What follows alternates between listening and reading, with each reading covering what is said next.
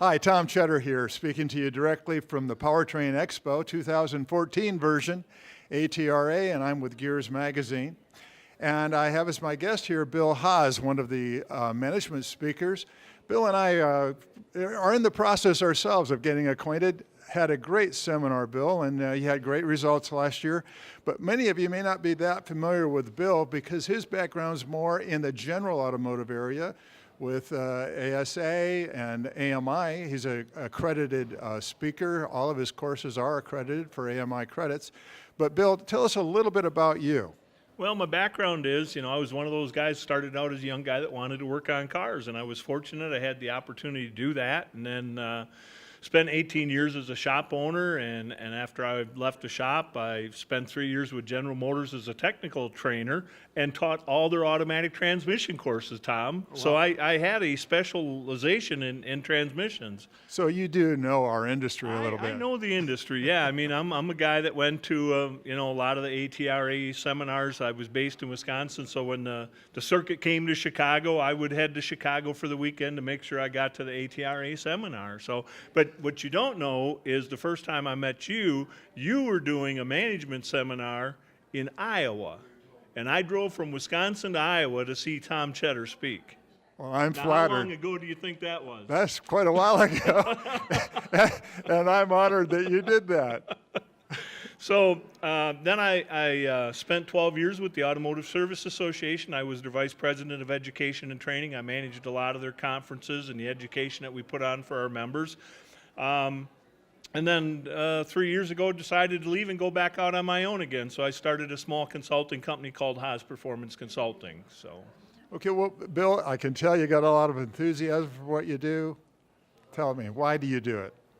I love it. I mean, I just watch the people in our industry work so hard for so little, knowing that there's so much more opportunity. And I want to be able to help those people realize their potential. And that's why I do it. That's what drives me. Well, I could see the light bulbs going on during your session. Tell us a little bit about your session. First, what's the title of it? Well, the title of the session is Chemistry Lessons for a Multi-Generational Workforce, excuse me. So, that's a provocative title. Yeah. And I almost hesitate to ask you this question, but how is that relevant to what we do? Well, it's relevant because we're having a lot of different people from different generations come into our businesses and workforce. We're challenged today in finding people to come in and be rebuilders, be R&R technicians, be our customer service people, service writers, service advisors. And Tom, they're not all like you and I anymore, right? And we're having to go into those younger generations. And one of the challenges for us as employers is when we're looking for people, we tend to look for people just like me. And we've got to realize that these younger generations are different. They have different characteristics, different values, and we've got to recognize that. And that's what I try to bring out in the seminar, is that we are different. And different's not wrong, it's different is just different. You remind me of something, Bill. I had a conversation with a new, young shop owner. And he was talking about, this is going to blow your mind. He's saying, I don't know how you old guys ever fix cars. Yeah. He says, without computers, how did you do it? And I said, man, he says, we're all struggling with the computer, and you're struggling with trying to fix cars without one. What a difference in perspective. It really is. And, I think that's one of the things we have to recognize is they bring so much value with them in their experience and their skill sets.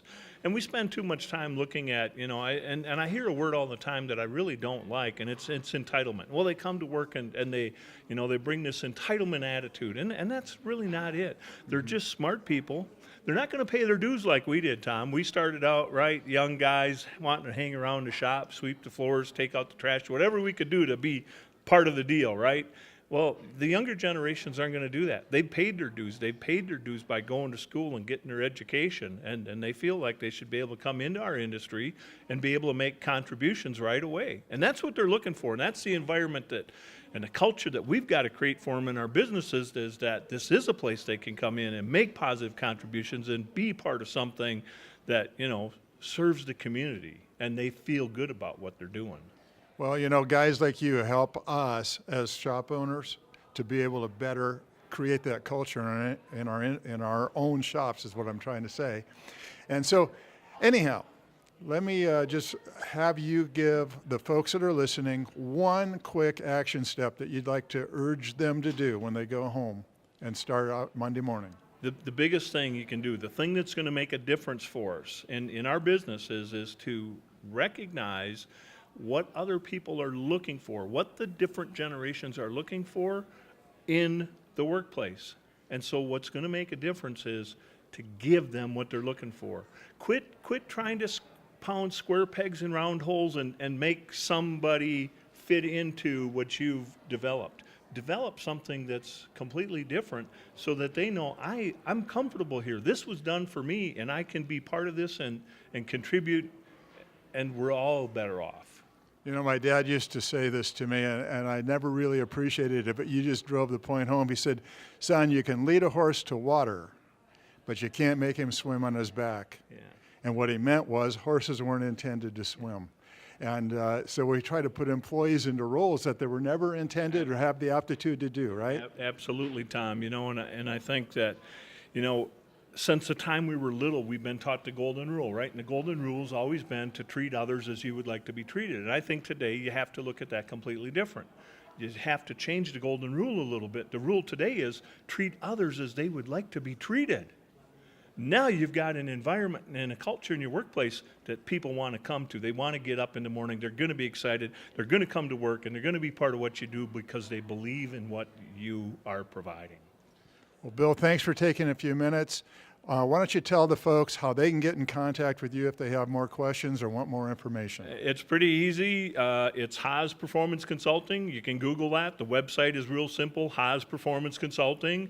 We're based out of Tyler, Texas. The phone number in my office is 903-747-8234. So if I could help anybody at any time, please don't hesitate to call me. Folks, if that isn't enough inspiration to listen to Bill's presentation, I don't know what is. Thanks for listening, and Bill, thanks for being here. Bet. Thanks, Tom.